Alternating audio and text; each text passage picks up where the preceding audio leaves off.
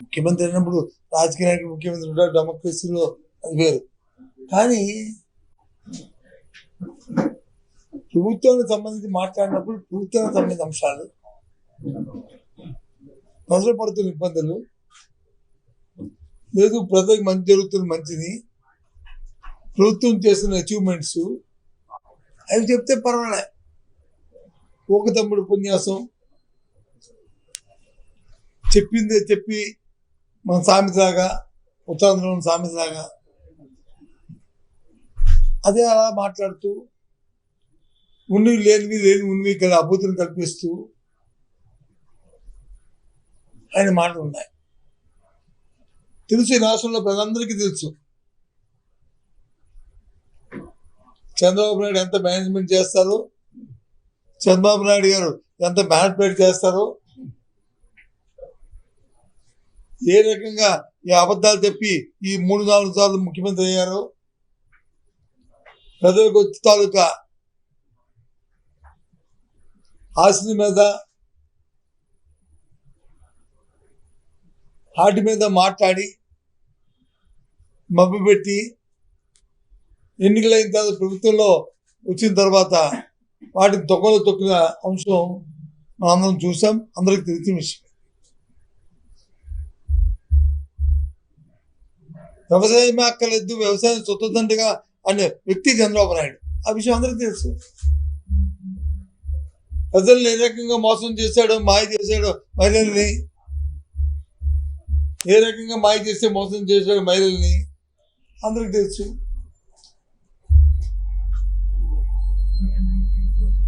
రుణమాఫీ చేస్తానని మాఫీ చేసి చేస్తానని మాయ చేసి ఎన్నికల్లో అధికారానికి వచ్చిన అంశం అందరికీ తెలుసు. చూశాను. సూపర్ సిక్స్ అంటే సూపర్ హిట్ అయిపోయింది, అయిపోయిందని మాట్లాడుతున్నారు చంద్రబాబు నాయుడు గారు.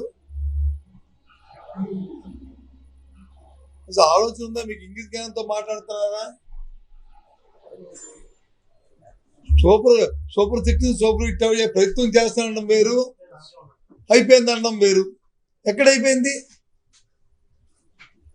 ఏమైపోయింది? ఎక్కడిచ్చారు మీరు? నిరుద్యోగ వృత్తి ఇచ్చారా?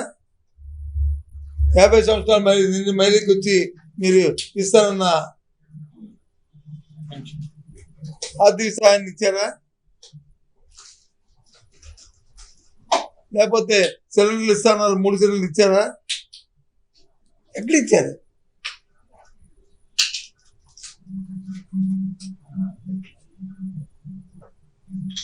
ఏంటిది? ఒకటేంటి రెండింటి? ఇంకో ధర్మం చెప్తున్నాడు ఆడపెద్దినిది. 15 సంవత్సరాలు నిన్న ప్రతి మహిళకి ఇస్తారండి. ఏమి ఇచ్చారు? మీ పరిపాలన ఏ ఒక్క వర్గమైనా సరే, నేను ఈ రాష్ట్రంలో ప్రతిపక్షంలో పార్టీగా నేను ప్రశ్నిస్తాను. ఇవాళ నిత్యావసర ధరగా ఆకాశం కండిపోయి, ఉల్లిపాయ కానీ, మిరపకాయ కానీ, నూనె కానీ, ఉప్పు కానీ, పప్పు కానీ, ఏదైనా సరే పేదవాడికి అందే స్థితిలో ఉన్నాయా? దాని గురించి మీ ప్రభుత్వం ఏమైనా ఆలోచన చేస్తుందా? ఏమనంటే యుద్ధం వస్తుంటాయి.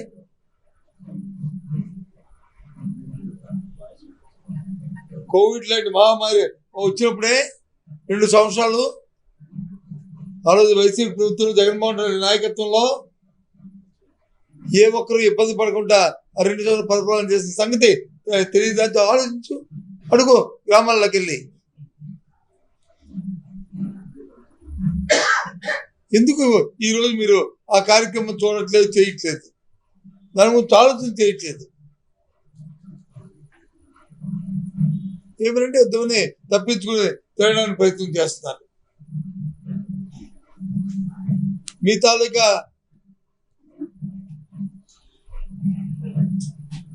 సభలకి, మీ తాలూకా హాల్కి, మీ పబ్లిసిటీకి, మీ ప్రయాణాలకి ఎక్కడ ఆటకం ఉందా? లేదే. ఎవరికి ఉంది? పేదవాడి తాలూకా మనుగడికి, విద్యార్థుల తాలూకా ఫీజు రింబర్స్మెంట్కి, లేదు పేదవాడి తాలూకా వైద్యానికి, లేదు పేదవాడికి ఇచ్చే సంక్షేమ కార్యక్రమాలకి యుద్ధం. అంతే కదా. ఏంటి ఈ కార్యక్రమం? ఆలోచన చేయండి మీరు ఒకసారి. పెద్ద పెద్ద మాటలు చూశాను ఇందాక, కోటలు దాడిపోతున్నాయి ఆ మాటలన్నీ. ప్రజలను ఆలోచన చేయండి. చంద్రబాబు నాయుడు గారు చేస్తున్న మోసం, ఆయనకి ఏం మాటలు ఇచ్చి, ప్రజలకు మాట ఇచ్చి అధికారంలోకి వచ్చి అధికారం పట్టుకుని పుచ్చుకున్నారో, ఏం తగ్గేది అది చెప్పండి. డీజిల్ పెట్రోల్ ధరలు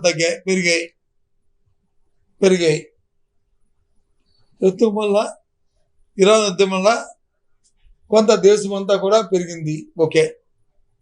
ఆంధ్ర రాష్ట్రాలు కూడా పెరిగినాయి. ఓకే. హైయెస్ట్ ఆంధ్ర రాష్ట్రం ఉంది. దాని గురించి ఆలోచన చేసావా? ఏ రకంగా రాష్ట్రంలో తక్కువ ఉండాలి, ఏం చేస్తే బాగుంటుందని నువ్వే కదా, నీ ప్రభుత్వం ఉన్నప్పుడు కదా వేటేసింది కూడా ఉందా?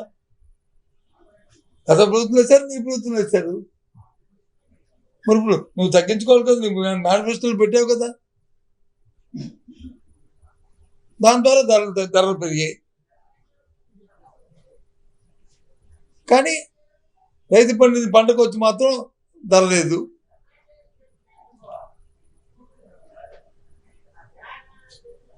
రైతు వచ్చి అదేదో కొంటే అడవి,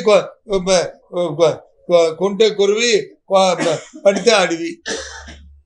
అది ఎప్పుడు చూసేవాళ్ళు తాతలేడు. అసలు వ్యవసాయ శాఖ ఏం చేస్తుందో అర్థం అవ్వట్లేదు. మార్కెటింగ్ ఏం చేస్తుందో అర్థం అవ్వట్లేదు. మన ప్రాంతంలో పంటల జొన్నల కోసం నేను 2 సంవత్సరాలు పెట్టి నేను అడుగుతున్నాను ఓ ప్రధాన ప్రతిపక్ష పార్టీగా. అసలు నిమ్మకు నువ్వు ఇచ్చినట్లు ఉంటున్నారు. ఎందుకు మరి గత ప్రభుత్వాల్లో చేసిన మార్కెట్ ఇంటర్వెన్షన్ ఈ ప్రభుత్వం ఎందుకు చేయట్లేదు? కారణం ఏంటి? అంటే మీ కమిషన్లు వచ్చి మీకు వచ్చి అందులో కిక్ బ్యాక్స్ వస్తే అవే చేస్తారా? రైతుకు కానీ సామాజిక మంచి జరగాలని మేలు జరిగిన కార్యక్రమాన్ని మీరు చేయరా? చెప్పండి.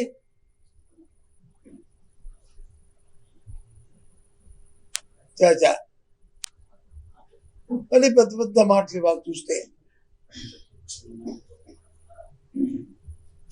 పుస్తకాలు రాస్తే మీ గురించి రాయాల. ఏ రకంగా ప్రజాస్వామ్యంలో ఉన్న అవకాశాలన్నీ వినియోగించుకొని, ఏ రకంగా మోసం చేసి, మాయ చేసి, మాయ మాటలు చెప్పి అధికారంలోకి వచ్చి సామాన్య ప్రధానికాన్ని ఏ విధంగా మభ్యపెట్టి వాళ్ళు ఇబ్బంది పడుతున్నారో చెప్పాలి. చేమకుంటున్నట్టుందా మీకు? దాని గురించి ఏ రకమైన ప్రణాళిక తీసుకోవాలి, ప్రభుత్వం ఏ రకంగా దాని మీద మనం ఇంటర్వ్యూ అయ్యి దాన్ని సమస్య చేయాలి అన్న ఆలోచన లేదే. అంతే చట్టాలు చేతితో తీసుకొని మేమే ఇష్టారాజ్యం.